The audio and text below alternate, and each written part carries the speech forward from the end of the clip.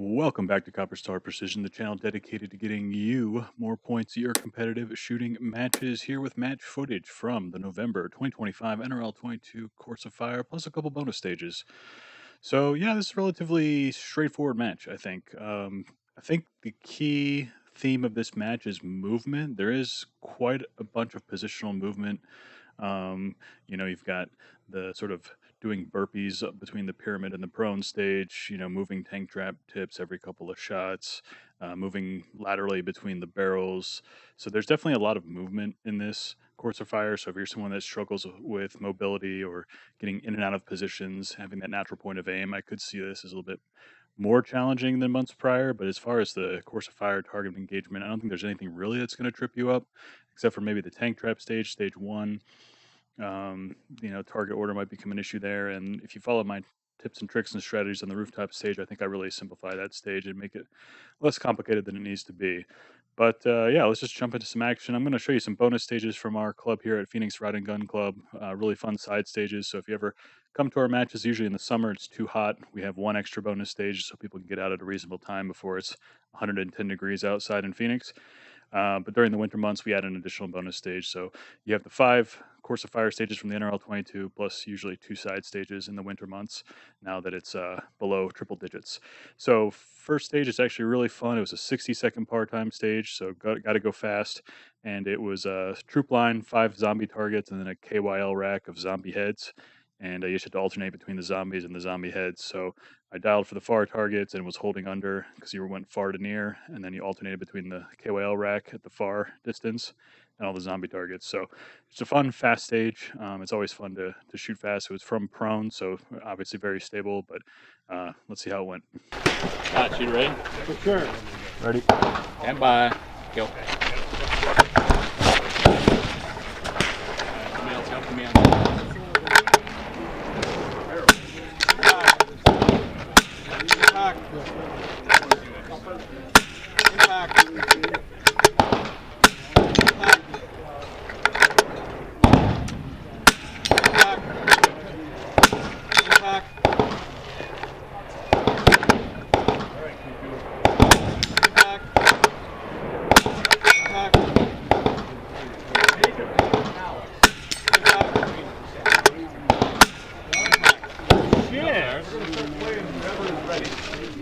Next up, our second side stage, another fun stage. We had 2 snake charmer targets, and snake charmer targets are, they're on the post that the target is on. It's almost like a soda can size target, but it's on a post, and the post has a spring at the bottom, so it does wiggle back and forth. So depending on how you hit it, where you hit it, it does wiggle around a little bit, but it's pretty generous sized targets. Those were placed at 50 yards and sort of like a confirmation target at 100 yards on the spinner, which was also pretty generous. But it was a 15-round stage, still the 2-minute par time.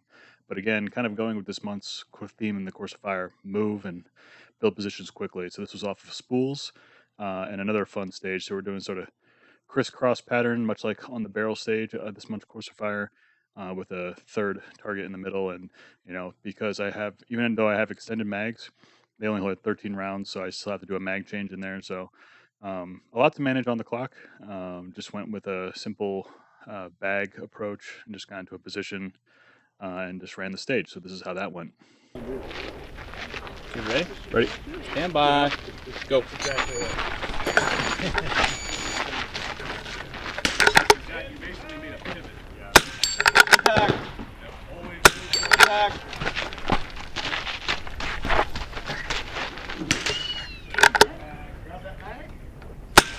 Let's move on to our next one.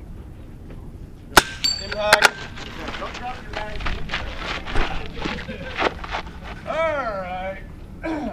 Ladies and gentlemen. Oh, where'd you go? What the fuck? Welcome to Gobblers on the Game. Impact.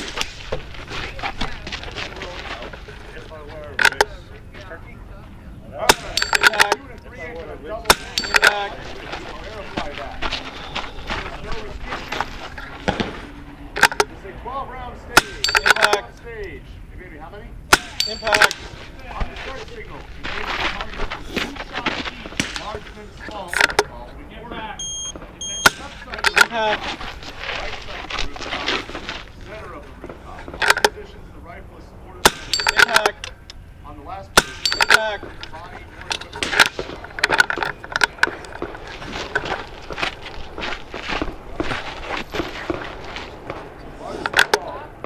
Large, small. Impact. Large, small from the right side. Impact.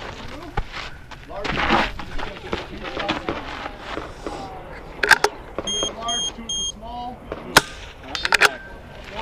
Good job, Tony. You get them all? 22 seconds left. And now back to our regularly scheduled programming, jumping in with stage 1, the tank trap stage for the NRL22 course of fire. And I kind of stuck to my game plan here that I talked about in my strategy videos, which was dialing for that middle target, target C, because we're engaging that 6 times out of 12 rounds on this stage. And then I'm always coming back to the same post for my 1 engagement of target C. So you'll only see me flip between 2 different tripod legs, or tips, I should say. And yeah, so I'm dialed for the center target. And then the way my dope worked out is that the first target I'm holding 1 mil under at the top of the target. The next one I'm holding the bottom of the target.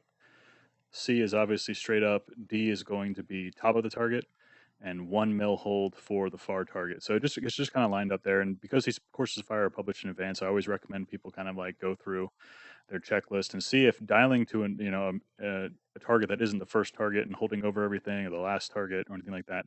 Try and get creative with your solutions, because I think just being dialed for that middle target that we're engaging 50% of the rounds on this stage really helped. It just helped. Every time you break position, you're after a string of 3, you're going back to that C target. So it's just easy to break position, get back in position, center crosshairs, send that 1 round, and then transition for the next string of 3.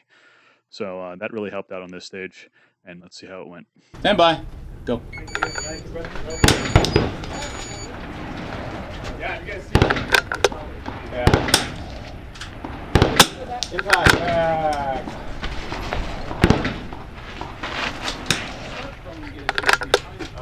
More left. Impact. Impact.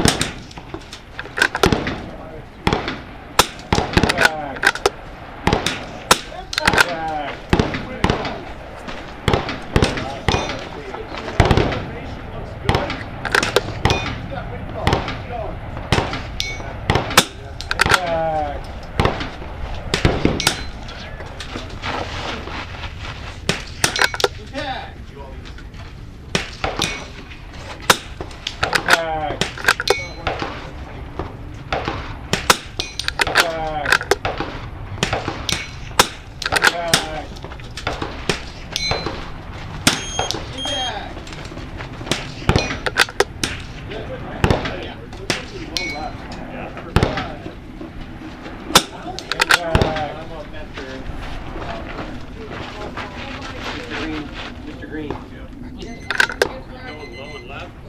Is it John? John. This is John. You're John, and I'm to your side. What's your name? Nelson. Nelson. All right. That's a great name. Nelson Riley. Nelson. Major Nelson. Next up, we have the ladder stage, very reminiscent of the October course of fire. If you were also at that match, this time we get to use tripod rear. Anytime there's tripod rear, I highly recommend you take advantage of that. So generally, tripod rear is done with a flat bag in the front. And yeah, I think it's really, really stable. Just bouncing between 2 rungs in a kneeling position. I think this was a fairly simple stage, and just have to get those wing calls right on those tiny KYL targets. So let's see how it went. All right, shooter ready? Yeah. Spotters ready? Shooter stand by. Engage. Let me get my wing call. Hey, what are you holding for? Oh, yeah. Left? Okay, I'm going to put that on my scope. I'm just going to dial that in. Dial it in.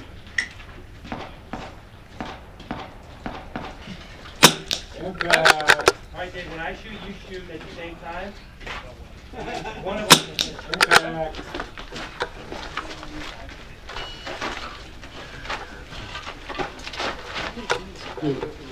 There, now it's probably a third.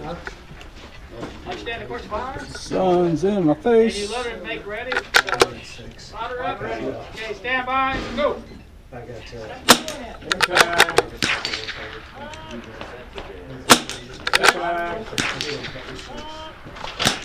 Impact. Yeah. Well, I asked him, like, is that wrong target? Everybody said it. And you didn't bring your pillows. Yeah. You should have shot people. Impact. No. Now, up to the rooftop. What? Nope. Yep. It's a miss, but That's what I said. that's No skin pack, no nothing. no nothing. Wow, dig deeper. Better glass. Impact. Impact. Impact. Impact. Impact. Impact.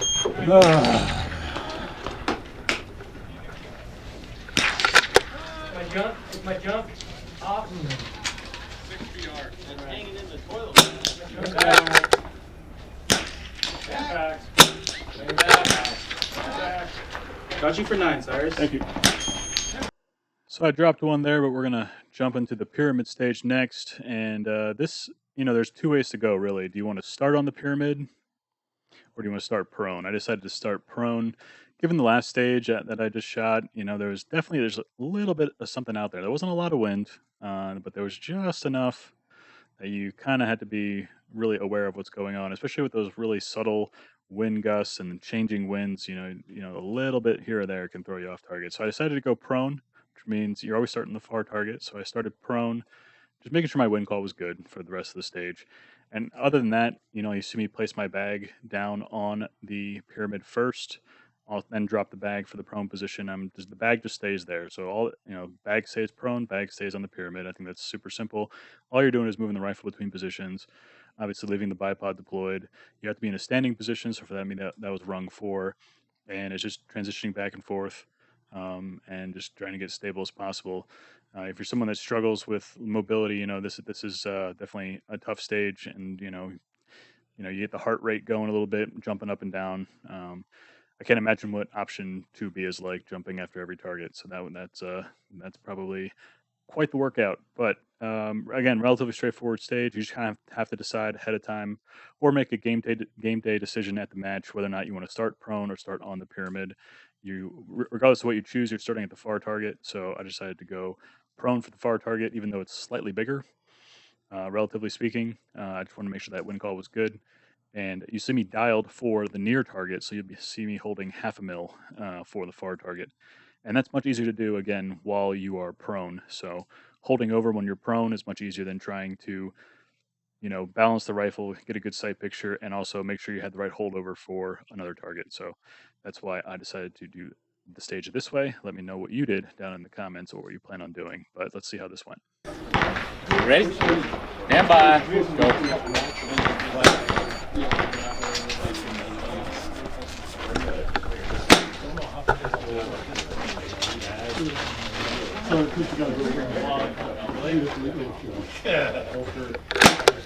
This morning I canceled, so Back. 150, 200 rounds.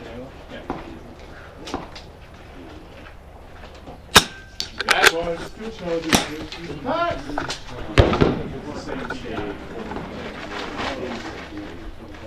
Okay, they don't do orientation. Right there. Hey, leave it on. Back. Yeah. You gotta take it on and off every time. Back. There's a squirrel out there I need to kill. This is below. Can you see him? For steel challenge, Where? Where? just shoot his Back. Normal 274. That's the old.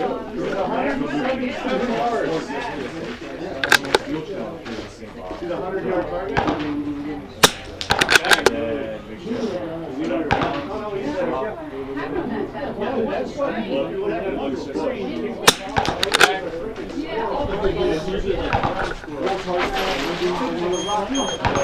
one target in the center.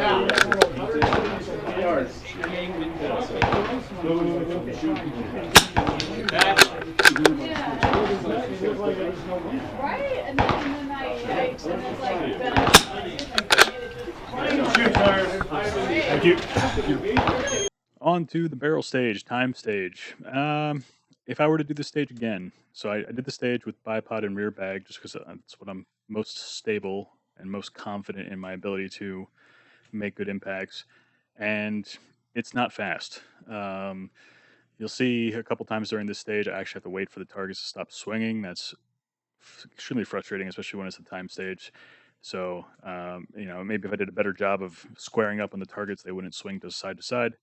But that being said, bipod and rear bag, even though I felt like I was moving quick, um, it didn't feel fast. And when it comes to, again, if you're fighting for those top spots, it often comes down to the tiebreaker stage. So if I were to do it again, I would probably do it with just a bag. So I'd probably go attached bag, much like I did for the pyramid stage, not the pyramid stage, sorry, the tank trap stage. Having the attached bag, it's one less piece of gear to manage, but attached bag I think is the way to go. Just try and get into a quick position, and not have to fiddle with two pieces of gear. Just fiddle with getting the bag stable. And those bags, I use the Armageddon Gear medium heavy fill, so it's heavy enough that it settles pretty quick. So if I were to do it again, if I were going for speed, I would definitely go with just the one bag approach instead of bipod and rear bag. But again, no amount of speed can make up for a miss. So I felt more comfortable going in with my 2 points of contact, bipod and rear bag, just to make sure I was super stable and making those hits. So let's see how it went. Shooter, are you ready? Ready? Stand by.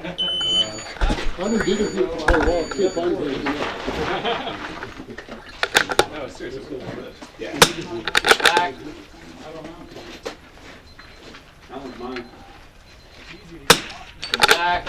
Swinging. Why are you waiting for it to stop? Yeah. It's gonna knock you fine. Slap that fucker. Get back. I like to stop that. Get back. There you go. That was pretty much speed. Yeah. For a second there, I'll just give it some prejudice. I gotta start that. Back. That's cool. I got a cousin who's a down here. Girl Scouts. Yeah. Get back. Back.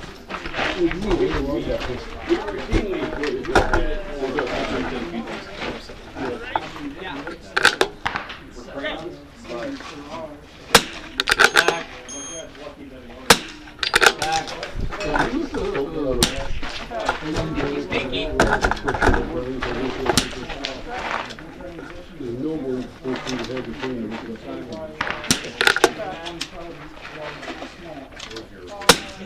I do go to the blocking. I've seen her a whole bunch of classes. Back.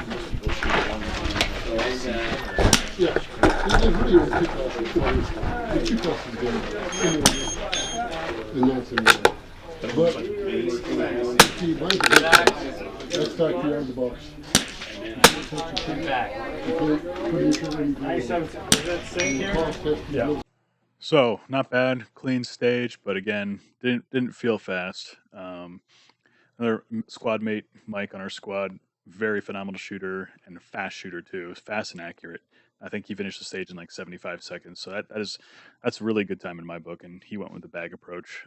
He actually got into a kneeling position each time, which I thought was miraculous for how fast he went. To put the bag down and get down into a kneeling position, break that position, standing, move to the other barrel. But yeah, that was very impressive. So if I were to do it again, I would take that approach. But we're moving on to the rooftop stage, last stage of the day. This is that double hanger at 100 yards at Phoenix Rod and Gun Club. Because we're slightly ahead of the firing benches, our 100-yard targets are actually placed on top of the berm. So if you miss, you really don't get any feedback whatsoever, because if you miss, that round is going another 100-yard down range until it hits the 200-yard berm. So not a lot of feedback. So I need to do a better job of looking at where I'm hitting on the target, not just trying to see misses and splash and stuff, because when you don't have any sort of backdrop like this, it's really difficult to tell what you're doing unless you can actually see where you're impacting, if you're impacting. And if you're missing, trying to look for that little trace or anything, that little twinkle of the round as it goes by. So didn't drop 2 on this stage. So let's see what happened. All right, Shooter ready? ready? Spotter ready? Engage.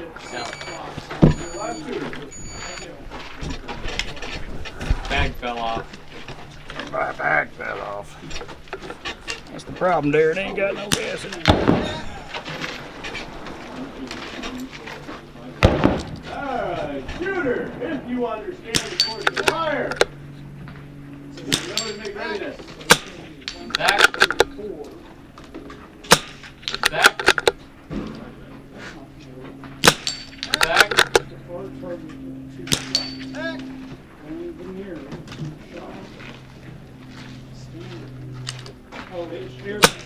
Zach. I don't have that kind of Oh, patience. sure. Wait for it to stop. I don't have patience. Alright. Shooter, Anybody can do that. are you ready? Wait for it to stop. Yeah. That's the big thing in my house right now, working on with my son, is patience. Yeah. I would have ripped that thing 10 minutes ago.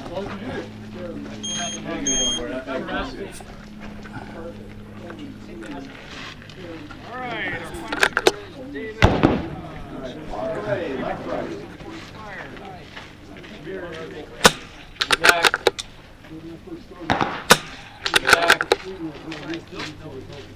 Zach. What? Okay. That's not cool.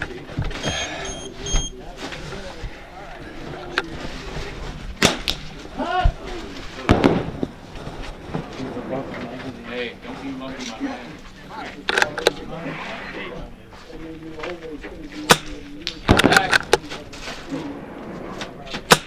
Zach.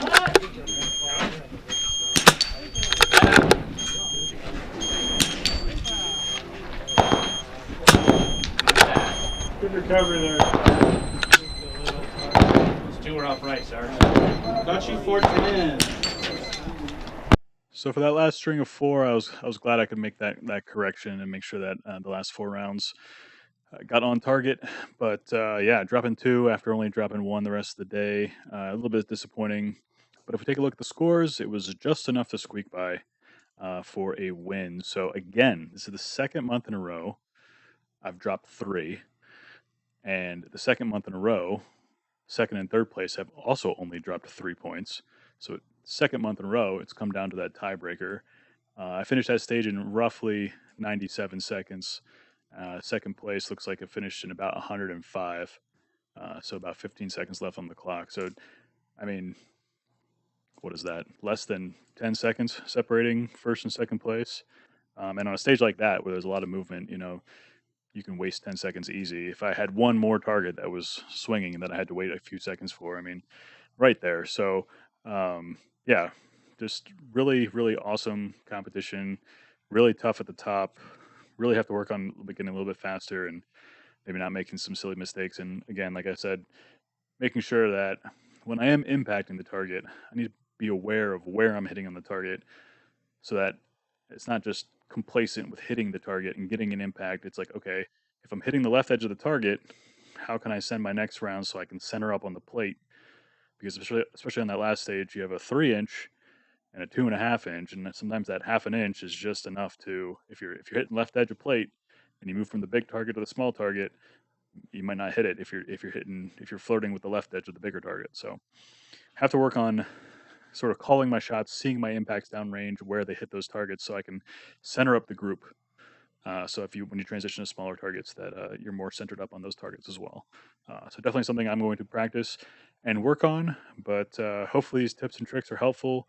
Again, go back, watch the strategy video. I pretty much followed the same exact thing that I said I was going to do, but I also in that video kind of give you some other options. So if you don't think these options would work for you, your shooting style, refer to that video. I give you a couple options for each of the stages.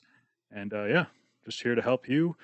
Hopefully get more points at your competitive matches, like I said. And I will catch you in the next one. Until then, as always, score more points.